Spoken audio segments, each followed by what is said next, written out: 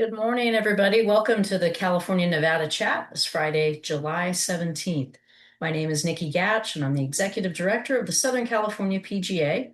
And on behalf of our president, Dr. Allison Kurt, as well as our colleagues from the Northern California PGA section, President Nick Bailey and Executive Director Caitlin Doyle, we welcome you. We hope your week has been great. Thank you for joining us. Hope you've got the open on in the corner and following along for the last major of the year. We again have a couple of great guests for you today. In addition to our legislative update, we'll hear from Craig Kessler, Executive Director of the California Alliance for Golf. He'll be wrapping up the hour for us.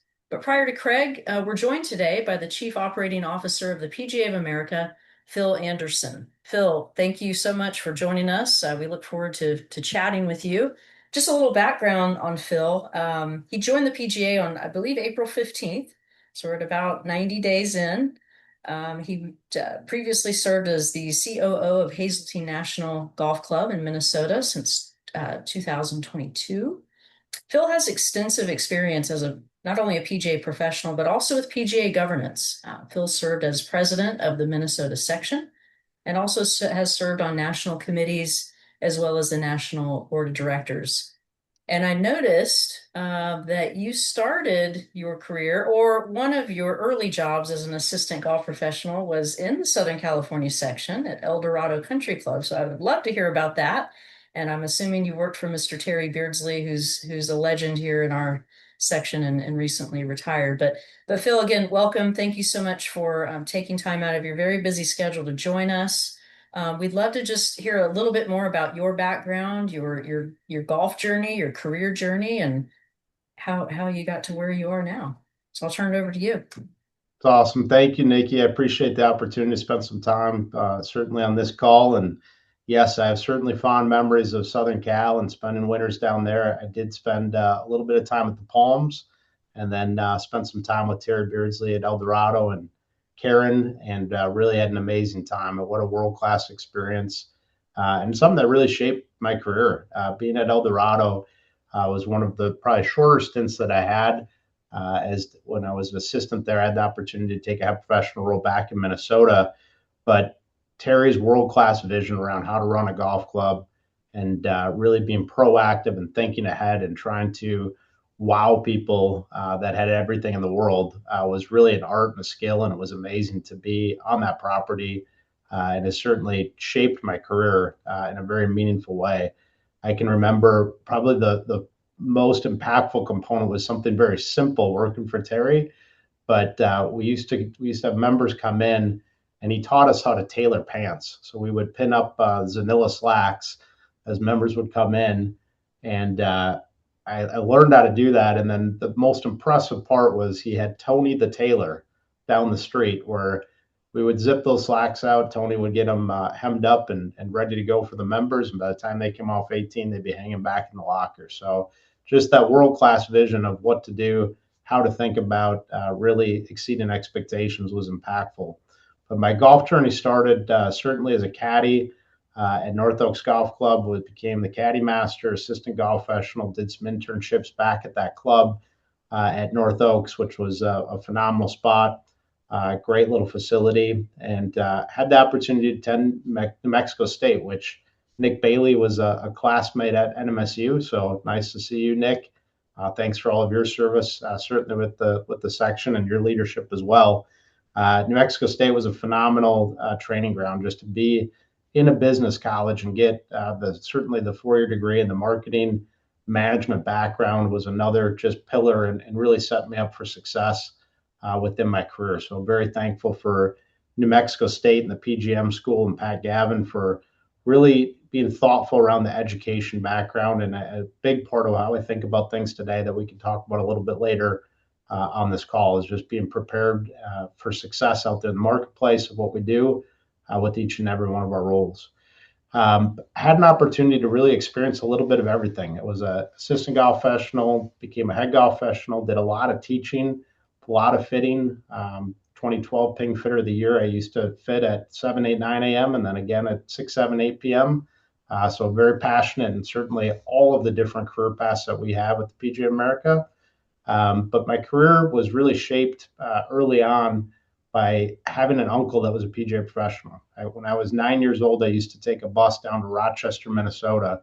I had my little Ping L8 golf bag and a suitcase, and my aunt and uncle would pick me up on the other end, and I would go to the golf course dark to dark with them.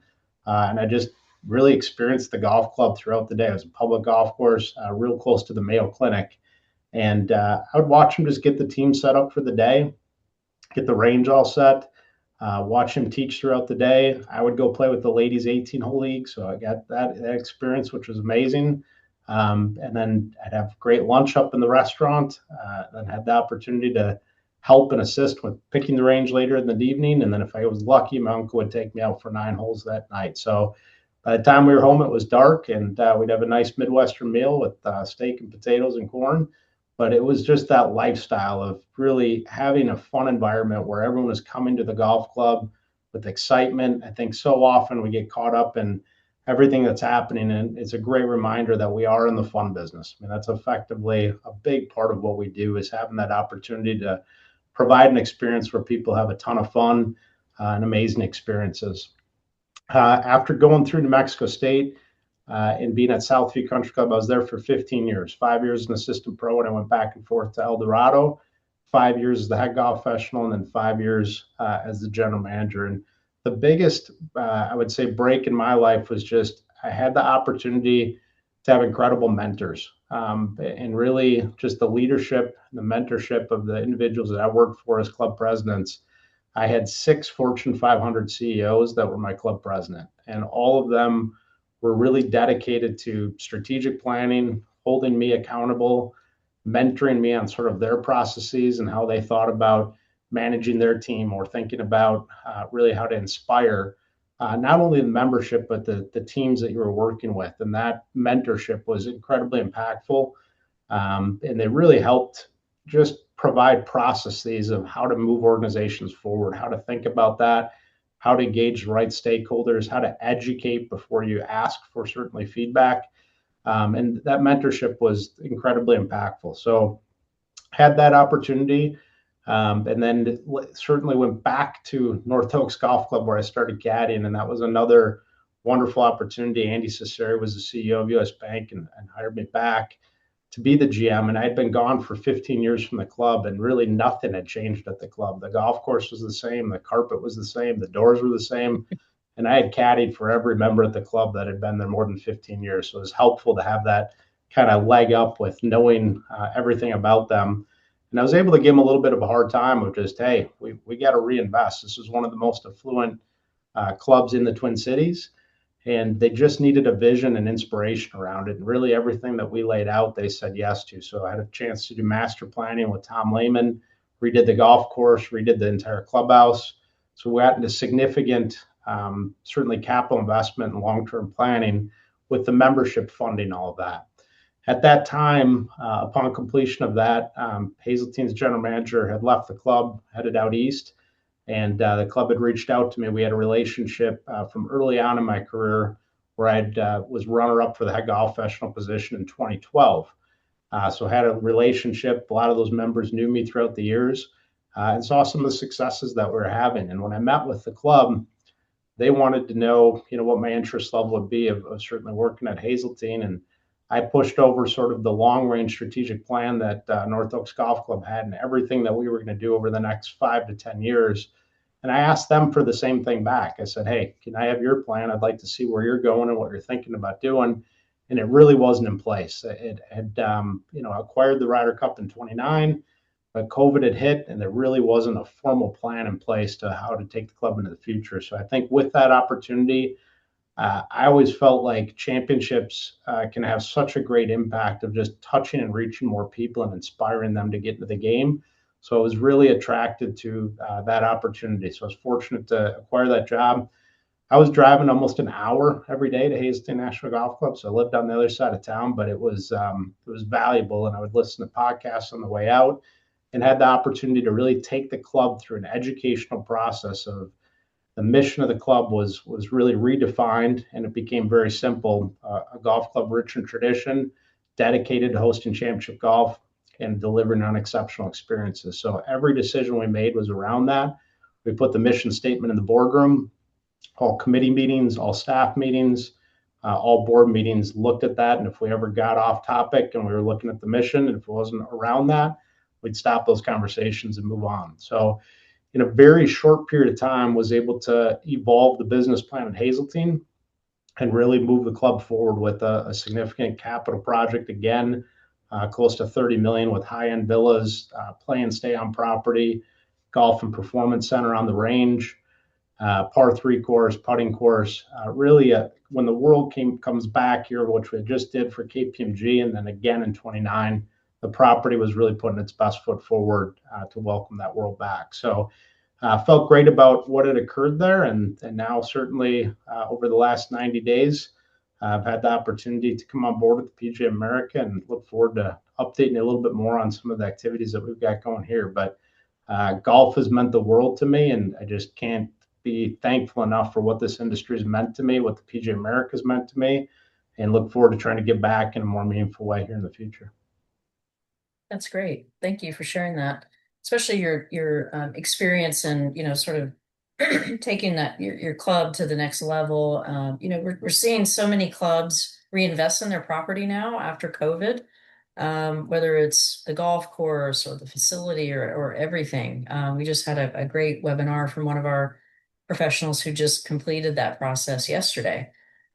So I know it's maybe something that not many of our professionals have that experience. So I think we need to, lean on each other and ask questions and how to approach it, with your membership and everything that goes with that. So thanks for sharing that. So you're 90 days in. I know it's probably been a whirlwind, and I know we talked. You're adjusting to the heat and humidity of Frisco, Yeah. Texas. It's hot everywhere, but we know we probably win that contest. Tell us, just summarize the last 90 days. How has it been? Any surprises? What are your priorities? Just sort of walk us through, if you would. Yeah, absolutely. Well, it's certainly been a pleasure to be making the move down here to Frisco. So I slept in my own bed for the first time down here. I've got a place in Plano, Texas. So part of it's just getting all the personal life squared away and getting down here to Frisco and getting squared away.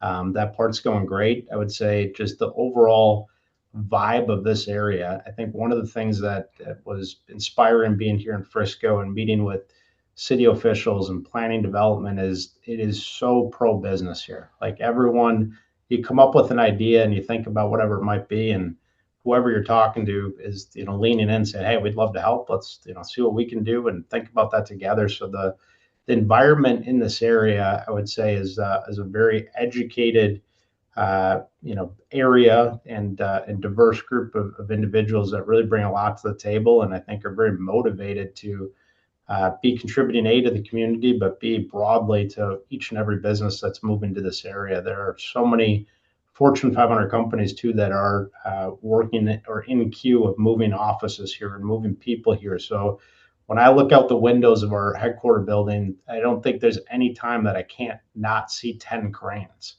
So it's very different to be an environment that's just very pro growth, very pro development from sort of an external and community standpoint. Certainly seeing the World Cup games here over the last month have also brought a lot of energy and excitement to the town. And I think having the PGA Championship here in 27, there's an incredible hype video that Troy Aikman did, just talking about Texas and bringing the championship back, following up on the KPMG 2 years ago. And this community is excited about it. To have a championship coming back 63 years later is something they're proud of, and it's very historic. And we saw that energy at Aronimink too. It had been 60 years since we'd been up in that area. So again, when you see that energy and kind of communities rallying around our marquee events is a wonderful thing. I think separating that to really this building and headquarters, yes, lots going on. My meeting schedule every day is almost comical as far as what takes place from 7 a.m. till 7 p.m. And then you kind of get to your email and get caught up at night. So you're certainly still drinking from a fire hose. But my process really was the first 30, 45 days, get on a listening tour as much as possible to just understand what's happening, work with the teams that I have. I mean, really, my focal points here within the organization are right around membership and what occurs under Tom Browley and his team. Certainly, the governance that falls underneath that as well, and how we get well set up and think about how we move things forward. And then, really, a big focal point with Mike O'Donnell and really what he oversees with SBO and also career services. I really believe that the career services area is the most important thing that we offer to our membership and can assist with. I personally have benefited from ExecuSearch with the Hazeltine role, with the CEO role here. So I've lived and breathed and experienced our services and know that it's the most impactful thing that we deliver, in my opinion. So I want to continue to do more, and I've certainly seen an opportunity within that area of ideally expansion in areas that we can do more for our members going forward. And I want them to know that the PGA America deeply cares about your career and what your livelihood looks like, whether it's providing data for you, whether it's providing advice, whether it's advising. And I want to be clear about how we think about that too, that I really want us to be holistic and able to help you at every step in your career. So I feel like a lot of our emphasis, as of late was on recruiting and getting people in kind of post COVID. We want to be holistic. We should be talking to people 10 years before they retire, 5 years before they retire. We should help people with succession planning. We should really be at your fingertips to help you with your life and what that means at whatever facility you're at. So really doing a lot of retooling and thinking about how that's working. Mike O'Donnell, Don Sweeting are doing an amazing job in that space, but that's been probably the biggest focal point to date. And now really starting to spend a lot more time with Scott Wellington and understanding SBO, be shifting certainly to the executive directors and what they need. I think the biggest probably eye opener is just the benchmarking that we've been able to accomplish, certainly internally. Mike Ray's had a lot to do with that, of just understanding where every section's at financially, and then certainly hearing from EDs talk about not as much concern on, and I don't want to downplay it, on the foundation side. It seems like everyone's foundation is picking up momentum and we're continuing to see growth there. But really looking at the C6 side of things is where people, I think, are a little bit more concerned from a long-term standpoint broadly, or would like additional advice there. I think there was some important listening that occurred this last winter. When I was on the board, there was an SBO conference over 2 days that was led by Wes, which was just amazing feedback to hear of just where EDs felt like the association was, what the issues were with national. And I think that's really one of the biggest goals on my side, is to try to make sure that we get to a point that we really realize we're one team, and I really take that responsibility significantly from the standpoint that I think one of the biggest areas of opportunity was a little bit of disconnect from probably the C-suite at HQ to executive directors. I really felt like that was one of the biggest opportunities to grow, to gain strength and alignment in the future. I think the SBO team and EDs, there's a lot of alignment there. There's a lot of synergies that have occurred, but really a big focal point on really getting myself, Terry, now other C-suite leaders aligned with what we need to do to help support sections and think about that into the future. I think other maybe just summary components. One thing I feel fortunate about is just alignment with board and classmates. We've got certainly the class that I was in will graduate and move out here in November, but I think stepping into the boardroom and reporting on the other side of the table back to the board this last meeting that we had during KPMG, I feel like there's a little bit faster synergy where a lot of people know where I was at or what we were thinking about. And I really also know where they're at and what they're thinking about. So I would take that as a strength of just being able to maybe get a little bit more speed in certain areas because of the alignment between the team and the board, which has been great. I would say, you asked about surprises. There's two that stand out to me. One of which is getting significantly involved with the trustees on the PGA Reach side of things. Unbelievable, amazing people that are looking to continue to invest in our association and what we're doing broadly for communities. I've been blown away at just the level of really lean in. And it's not just the financial side, it's also connecting the dots. It's, broadly thinking about our strategies and what we want to accomplish and what we want to do.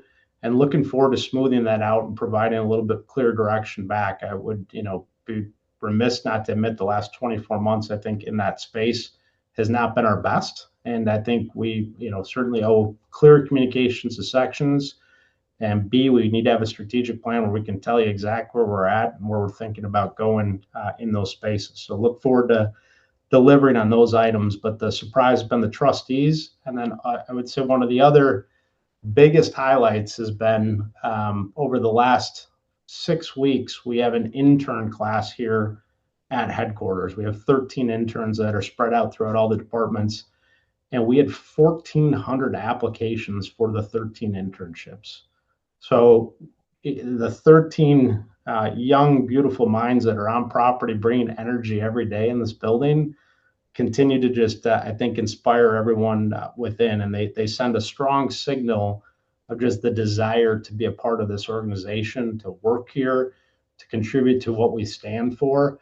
And I think it's easy as a section member or even on governance side of things to sort of always be critical of what's taking place or what's going on, and we should be.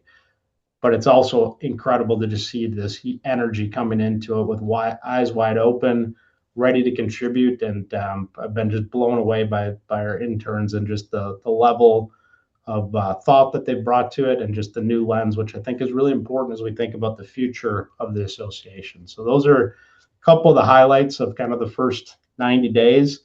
I would also mention maybe one other highlight. I do think it was important coming off Ryder Cup to just have a great championship season. And a big hats off to Kerry Haig, his entire team. PGA Championship at Aronimink was phenomenal. Certainly had a wonderful KPMG, Senior PGA, PPC at Bandon Dunes on TV. It was unbelievable. So I think having that championship season so condensed right when we came in, it was important to get Terry set up for success and really have him out there. Certainly from a PR perspective, representing the association. I think we got off to a really good start over the last 60 days of just representing the PGA America. Yeah, for sure. Well, thanks for that. That was great. Maybe next talk about, I know there's been some recent new hires for some key positions with Chief Commercial Officer, Chief Financial Officer, and most recently PGA Reach Director. So maybe touch on those positions specifically.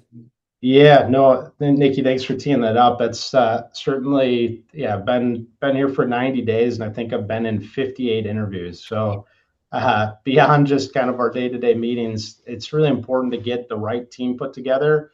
And that certainly a multitude of factors of just evolution on the leadership side of things. But John Connolly did an amazing job the last 3 years of just tightening the belt, really being fiscally disciplined, communicating things in a really amazing manner.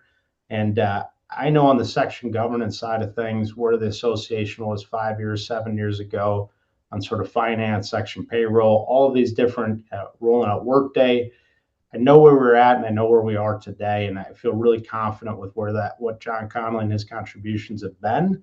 Certainly now bringing on Paul Stevens as our new CFO brings another wealth of knowledge. He's most recently at Deloitte. He does have a pretty strong tax background, which is a very pertinent issue within the organization right now as we evaluate different kind of strategic initiatives and what we think about and how our entities are set up. I don't think many PGA members, fully understand sort of how the umbrella works and the different entities that are set up underneath the larger umbrella, some that are for-profit entities that roll up into those boards. So that tax strategy around how we set that up, how we do that is critically important. And having a tax-exempt organization and organizing through that can be complicated at times, especially as we've grown so much in the championship side of things. And as media deals, as we look at a 7 to 10-year media deal that might be worth close to $1 billion, how that's set up,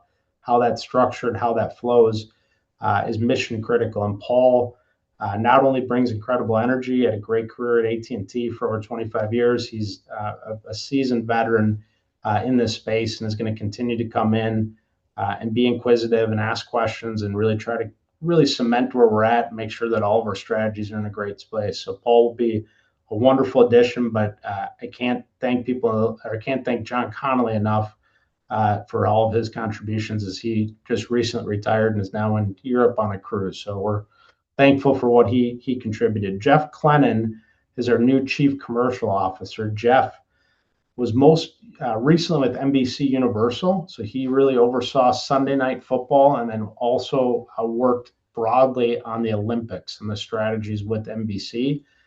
So a strong media background, which I think when we step back, from an association standpoint, I think we have to realize that our dues, the 125 that comes in nationally, accumulates to just under $3 million.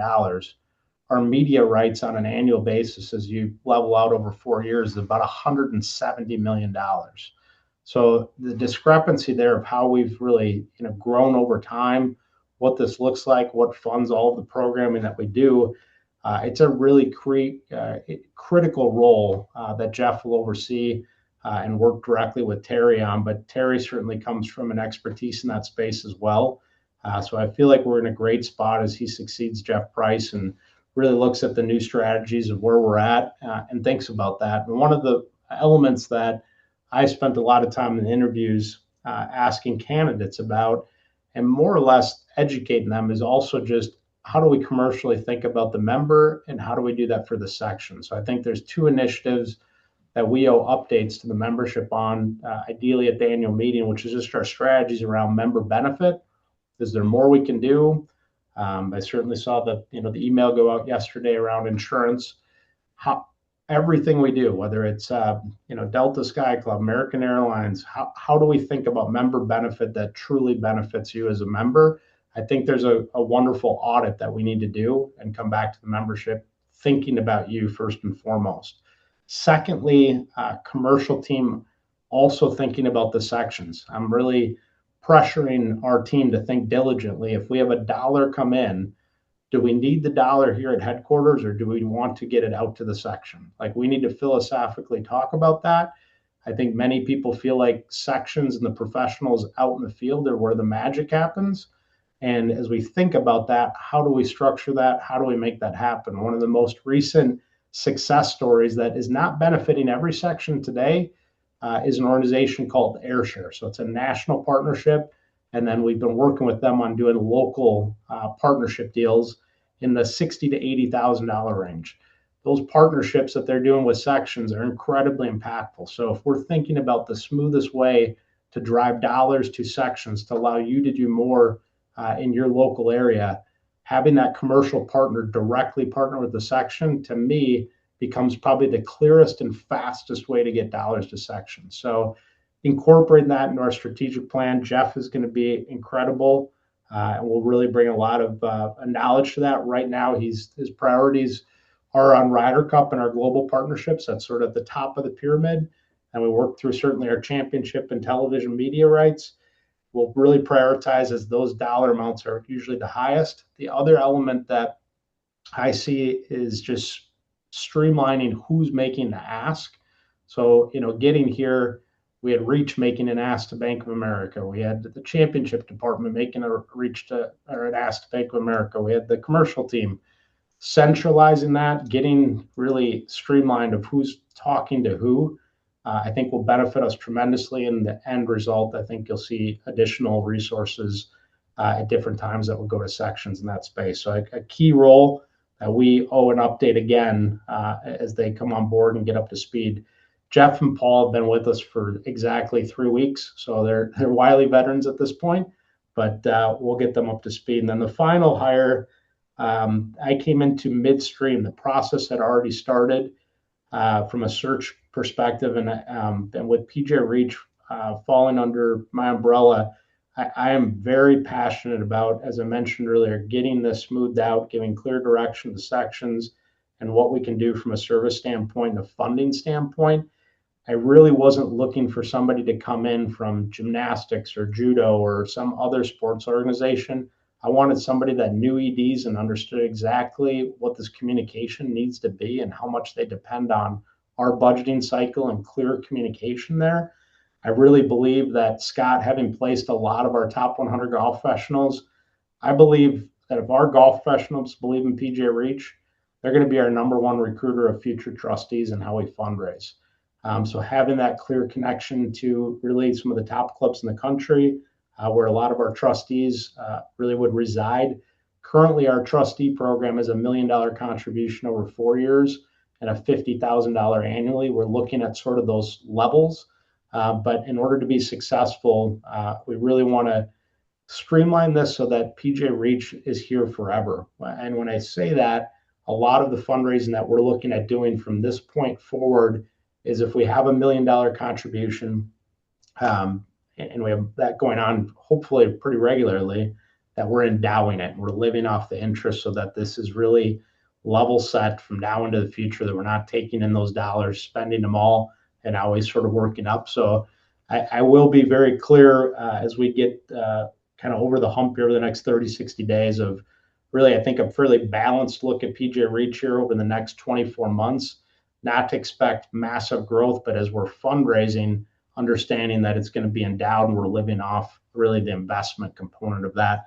But know that 100 years from now, PGA Reach will still be servicing people where we can't say that today. Today, $6 million is endowed.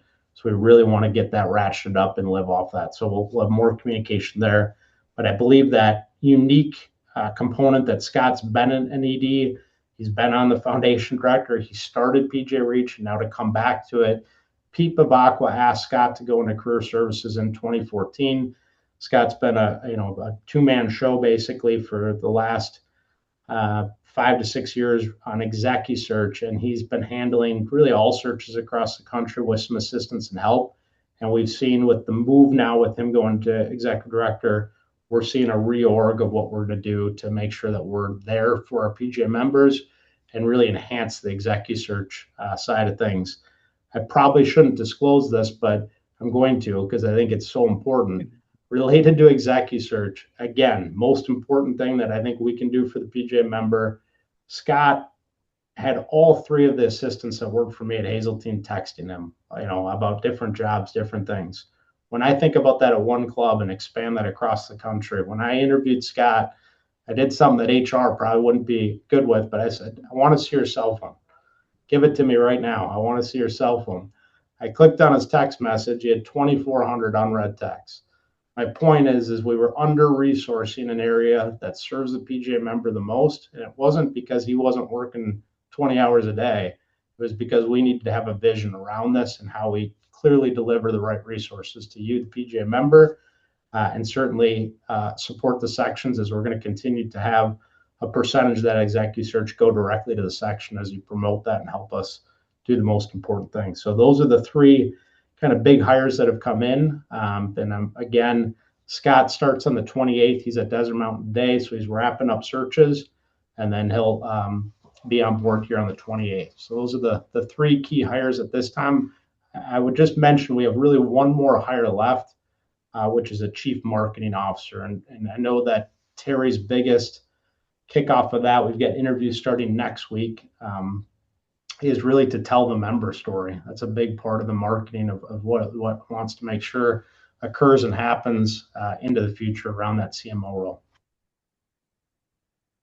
Thanks, Phil. Yeah, I'm going to jump in here. And it's funny, I see Edwin Nicky smiling as well, because obviously both of us got to spend some time with Scott Kimmick on career services. And he's an amazing man. And I'm really happy that he's going to be in that role. So congrats on all your hires, and really, really excited about the positivity coming our way. And now I guess, now that the team's kind of coming and the pieces are filling up of the puzzle, how does the next, 1 year, 3 years, and 5 years of the PGA of America look?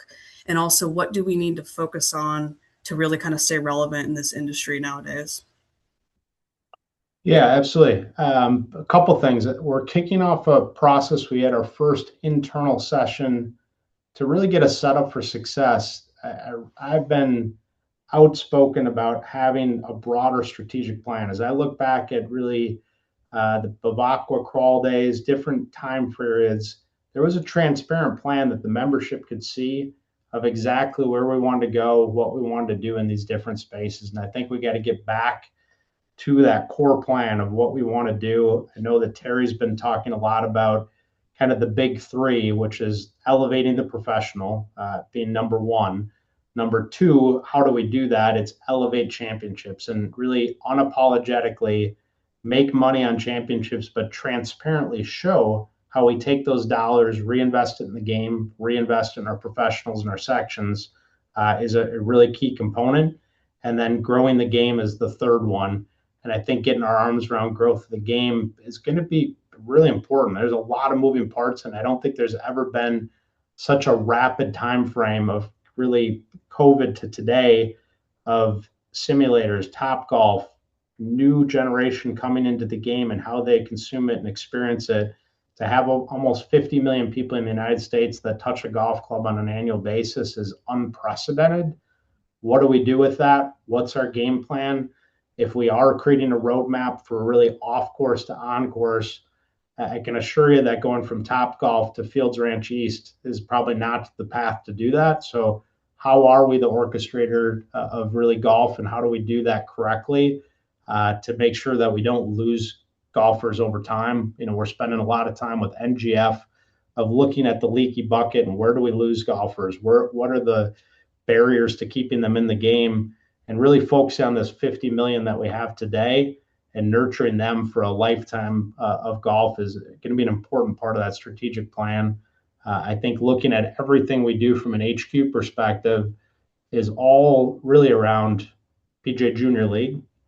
And then we've got some high school and collegiate championships, but it's all really youth based. And I think a broader, larger scale plan of how do we look at how we get more women in the game. I mean, I think there's stats around talk about junior golfers, and if mom is playing golf and bringing kids to the golf course, the retention rate after junior golf is 80%. If it's dad, it's 20%. So if you follow this roadmap into the future, and we are looking at data and numbers to help us define our plan, which is now readily available to us, I think we can really create some wonderful roadmaps that ensure that PGA professionals have a healthy career, that their clubs, resorts, facilities are in wonderful places to continue to stay busy now and into the future, which is going to increase their value as a golf professional and ultimately their compensation. So strategic plan would be number one, to really be able to lay out with clarity and transparency around what we're doing. I think as we get to annual meeting, being able to really have a business session there to transparently say, here's where we spend our dollars. Here's exactly what comes in, what we net, and here's where it goes back out. You know, I know today that it was, you know, in 2025, I was looking at the spreadsheet this morning, it was $22.5 million that went right back out to sections and different payment forms around PGA Reach and different ADP funding, tier one, tier two funding. We've got other areas that we invest in, but we should transparently show that and have wonderful conversations and debates around how do we want to continue to facilitate that based on where our strategic plan is. So I think there's lots to do in the space. I would say in the next 30 days, the biggest element is just getting the board, and then I would say key stakeholders around the executive team, executive directors, and board of how does the strategic plan come together, and how do we stay aligned into the future of getting that broader plan. One thing that internally I would say can be challenging, and I think a lot of people have adopted this, which is great, is we've really celebrated around North Stars, which I think are key, you know, metrics, which are very helpful. I just want to make sure that they're laddering up to something broader and more big picture of where we're truly trying to go, rather than looking at it just a 1 year goal of what we want to accomplish. If that doesn't tie out, I think it can create a little bit of instability within the organization. So strategic planning will be a huge key of how we look at 3 years, 5 years from now. One element that we've been looking at, and again, I think I look at the PGA of America as more of the orchestra conductor of the industry, of just what we need to be doing, what needs to happen, and this off-course component of it, I would say we're a little bit obsessed with right now because the growth opportunity is so big, and I'm concerned about looking at the inventory of golf courses out there at 13,595. Continue to stabilize or potentially decline the next recession, yet we're adding 10, 20 million golfers. Is the sport going to become an elitist sport again? How do we look at pricing? How do we look at growth of the game? How that all comes together, I think, needs to be addressed in that plan.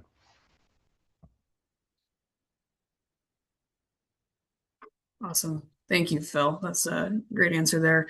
Obviously, nowadays being a golf professional, there's a lot. It's a lot different than a few years back, right? And there's a lot of challenges I think facing our associates and our newly elected PGA members. What do you think is kind of the biggest challenge our PGA members face today, and how is the association going to help them, with that?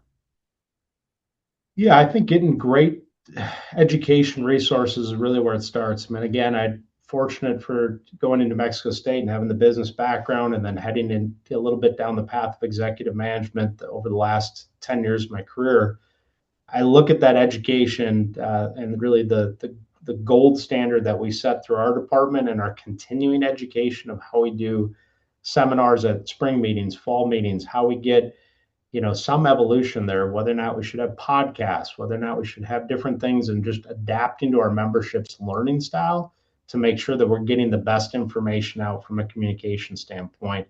I do think the rapid evolution of technology around AI, and I'm looking at certainly our golf professionals in the operations end of things are receiving more emails than they've ever received. How are they handling that? How are they managing their time? How do we think about technology and making sure that everyone's adapting a little bit easier from an AI perspective? I know Kevin Scott, our chief technology officer, has been to 24 sections now over the last year, trying to help with that, trying to show some of the best practices of what to do.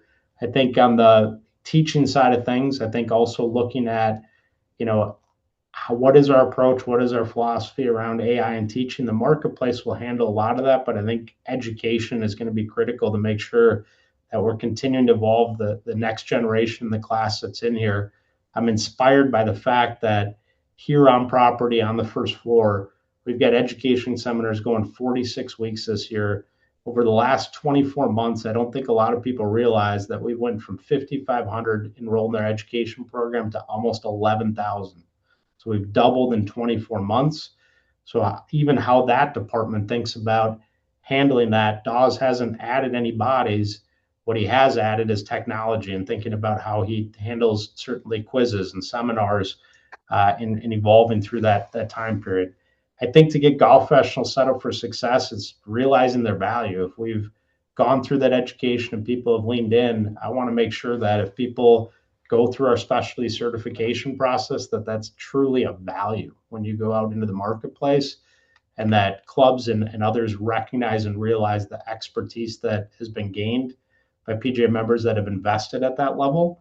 I think those are some of the biggest things that we need to be thinking about to put our members in a position to be successful, elevating them out there in the marketplace, and even just thinking about how we communicate to the leaders of clubs and owners, and certainly how they perceive our profession and what we do in any of those three career paths will be mission critical.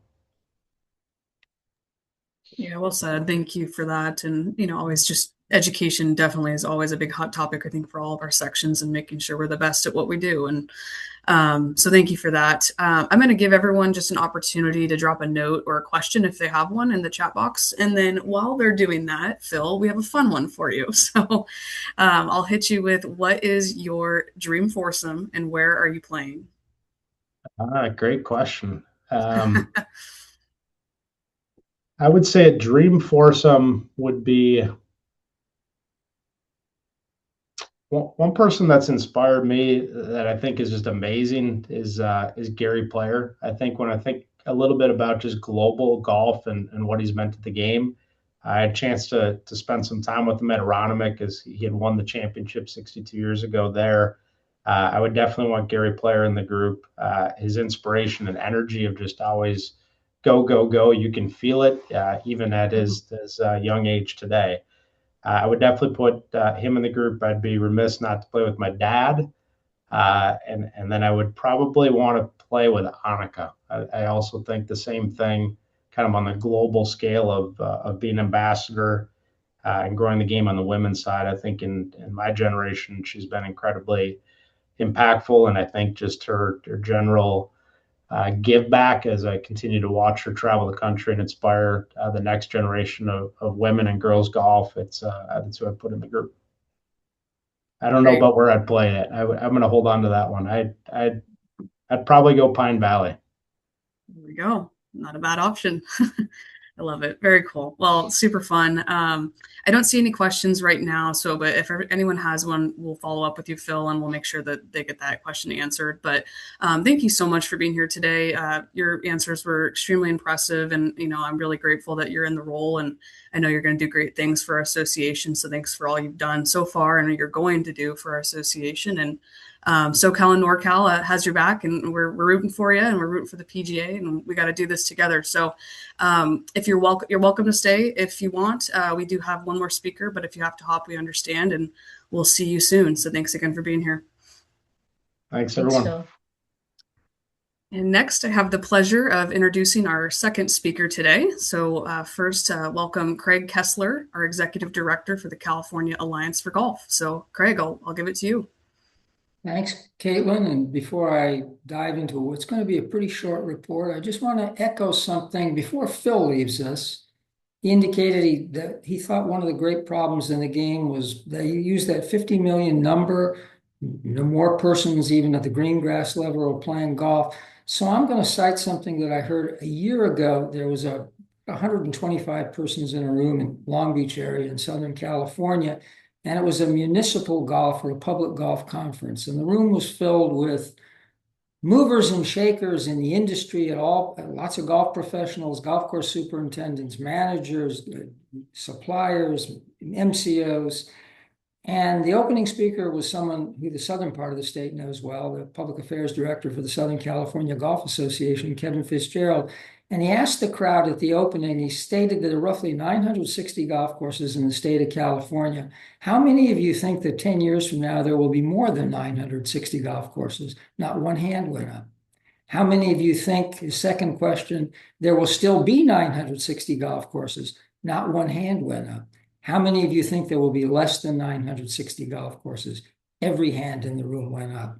That moment spoke volumes, and that was a bit of a down moment for the opening of a conference where there was a lot of good information shared as well. But to your point, Phil, yes, it's very difficult to grow a game. This is California, so the problem may be a little bit more acute, but if you don't have places to grow it, and it becomes increasingly expensive to build a golf course on the land, particularly in a place like California, but increasingly in all the large cities in America. By the way, that's where golfers live. They don't live in the middle of nowhere. With the land values and with the competition, when particularly this state with housing issues, this is the problem we're facing all the time. So if you're going to put that front and center in your boardroom, my hat is off to you, because that is clearly a problem. So the good news is more persons are interested in playing golf.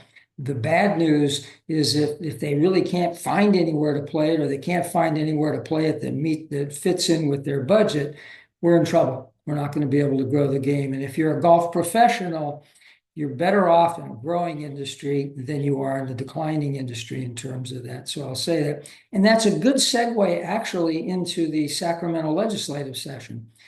The legislators are on their summer break, and given that this is an election year, they're really not working on the bills so much as they are working on their re-elections, particularly those who live in districts. They come off a hiatus on August 3rd, and on that date, the bill that the California Alliance for Golf is sponsoring in this session, AB 1954, which tellingly is a bill that would make tee time brokering in the municipal sector an unfair business practice, for which a large municipality could go to California Superior Court and at least get cease and desist orders executed and secure damages. So that gives you a little bit of idea about my opening comment, and I think Phil's comment about increasingly finding it difficult to play, that is actually the bill we're sponsoring. So far, so good. The bill made it through 4 steps in the Assembly, which is its House of Origin. It moved over to the Senate in June, and it made it through its 2 policy committees. And on August 3rd, the first day they come back, it'll be in the Senate Appropriations. You never know with appropriations in California, but we had every reason to believe that this bill has bipartisan support every juncture. It's gotten unanimous support. It has no opposition, so we're feeling very good about it. If it gets through that, it'll go to the floor, and then it just requires a Gavin Newsom signature thereafter to become law. And I'm very optimistic it will. And when it does, everyone will think it was inevitable because we had the support of the city of San Diego and the city of Los Angeles and the county of Los Angeles and the League of California Cities and a lot of entities that have a little more influence in our state capital than the golf community. But I have to tell you that, everyone had that little grade school exercise, how a bill becomes a law. So what will seem inevitable perhaps, and I hope in a couple of months, keep in mind, we started this process in October of last year when we met with certain legislative committees to sort of test out the popularity of the idea, to develop some of the language, to find an author. And we were very grateful that we found the author in Chris Ward, the Democrat of San Diego, who chaired the first policy committee in the state assembly and has been an enthusiastic champion of his own bill. We're encouraged that when the bill comes off appropriations and goes to the floor in the Senate, Senator Ochoa Bogue, who many of you know, we're going to be visiting in her district, for those who remember that we kind of fumbled that last year, wanted to, from a Republican standpoint, make clear that this was a bipartisan bill and will jockey the bill through the other house.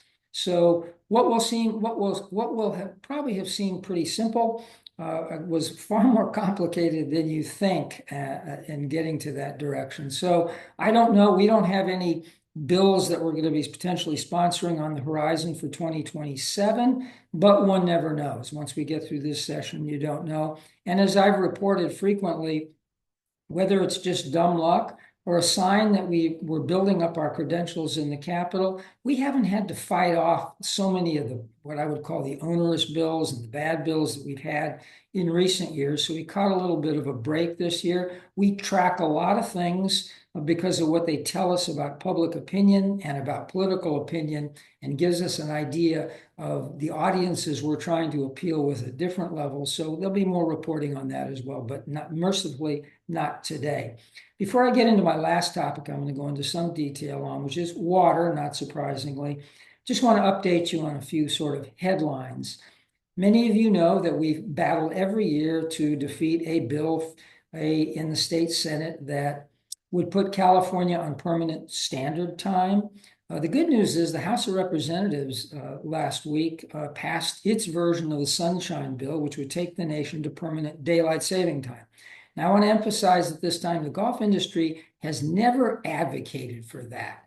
The problem is that the advocates of standard time have made such a production out of the unpopularity, which is accurate, of flipping the clocks twice a year, that we're faced with a choice. It's either going to be, the solution to that's either going to be permanent standard time or permanent daylight time. As an industry, and as Jay Karen testified in front of the Senate last year, Jay Karen, for those who don't know, is the CEO of the National Golf Course Owners Association. If forced to make a choice, golf definitely chooses daylight time. Well, the Senate Sunshine Act, which would preempt the states and bring the nation to permanent daylight time, passed in 2022, unanimously, I might add. And obviously the House bill has to go back to the Senate in order for this to go to President Trump's desk. And President Trump is an active supporter of this particular bill. So if it gets to his desk, he will enthusiastically sign it. So what was unanimous 4 years ago, so Tom Cotton of Arkansas is threatening to put a hold on it. Whether he's putting a hold to put in some compromises or just to kill it, I don't know. California is a long way from Arkansas, but we'll see how that goes moving forward. But we have an opportunity. Maybe this is something we don't have to face every year if Congress acts to preempt California and all the states. One other thing about the election, and I hinted at this in the last report, there'll be 14 initiatives on your November state ballot. There may be more if you live in a specific city or county. This is California after all. But one of them will be to close a loophole in California tax law that requires every time a unit of government puts a tax increase or a new tax measure on a ballot, requires 2/3 approval to be passed. California Supreme Court created something a couple of years ago called the upland exception. So clearly it came from Upland. It was a case that came out of Upland, California, that if a non-governmental group qualifies an initiative for a ballot, which is a very expensive process, a tax increase only has to pass at 50% plus one.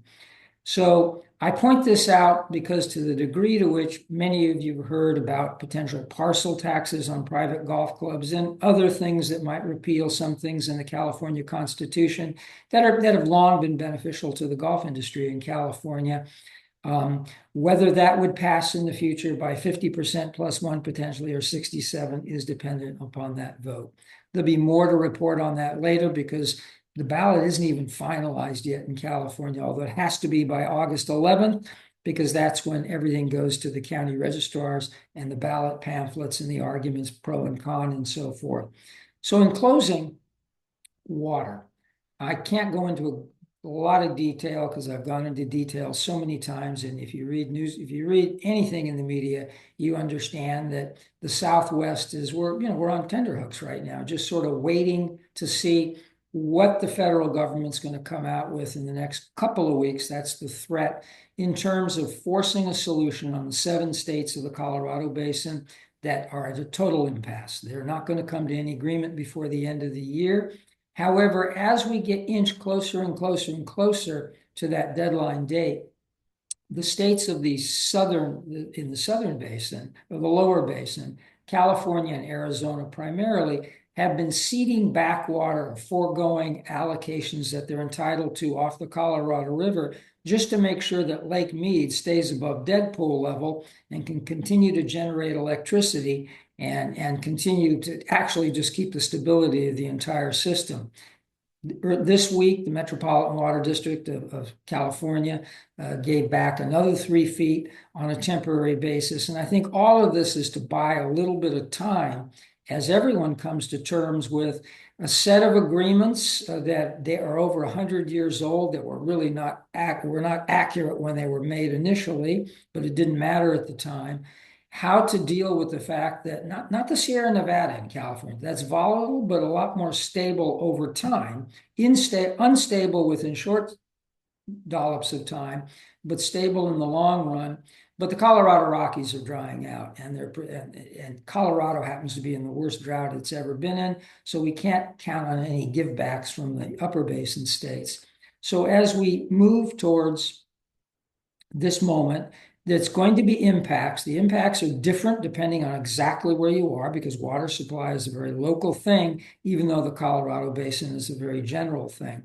But we will see as it plays out, and we'll see what moves forward. But this is going to really affect supply.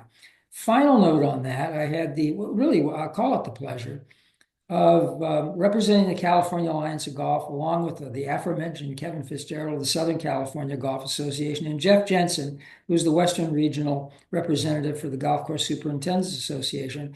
And we met at the sort of coordinated headquarters of all things water in Orange County at the Orange County Water Authority. We met with the wholesaler for that particular county, along with 3 of their specific retailers, many of which serve golf courses.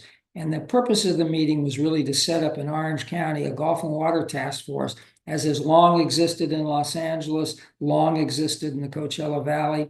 It now exists in 2 different places in the Inland Empire. San Diego sort of exists. It needs to be reworked. It's run into a little bit of problems. And temporarily in some of the other counties, these things spout up when we run into a spot of bother.